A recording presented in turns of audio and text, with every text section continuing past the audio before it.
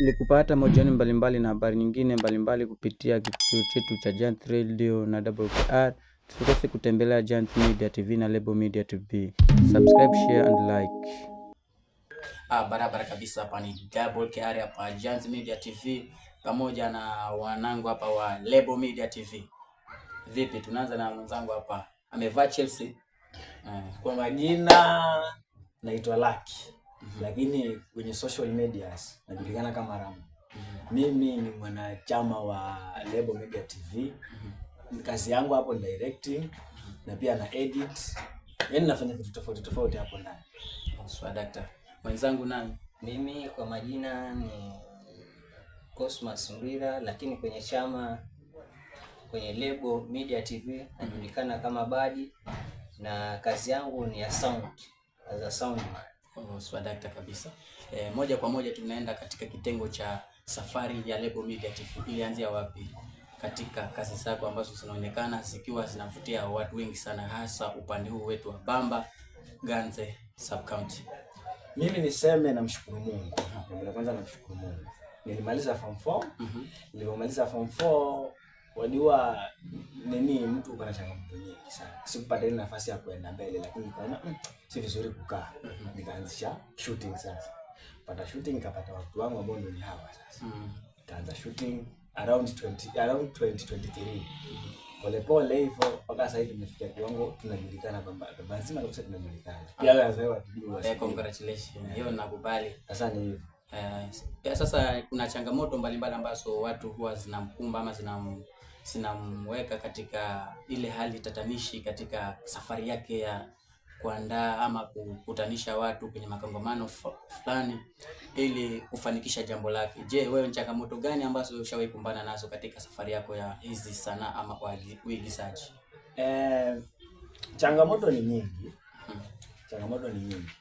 Kwa sababu unaweza utafute character wako, cast wako tuseme anatoka mbali, tena anatoka kwa mfano Marekani.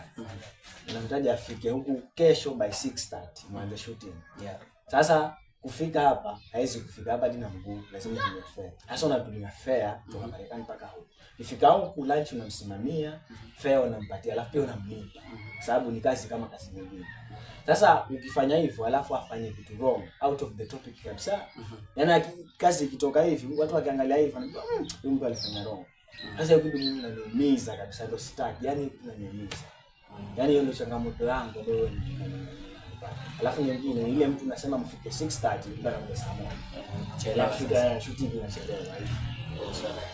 Swali lingine la pili ambalo yani katika uongozi wa huku katika upande wa Ganze, je, ni kiongozi gani ashawahi kusaidia ama ashawahi kutoa msaada wote katika hii Lebo Media TV?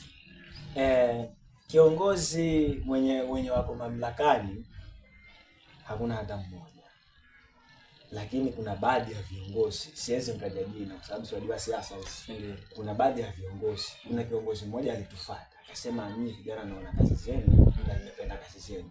Niko tayari kumsaidia lakini nipatie muda, nitamsaidia. Katika mitandao nishawahi kutana na comment moja anasema Ramon, je, ako na msichana au uko na bwana? Mimi kusema ukweli, najua vijana wa siku hizi si ndio? Siwezi kuwa niko single sasa hivi, lakini sijaoa. Bado niko mtaani. Kwa hivyo ukitokea chance waweza chukua zindi waweza chukua. Sasa amejieleza mwenyewe.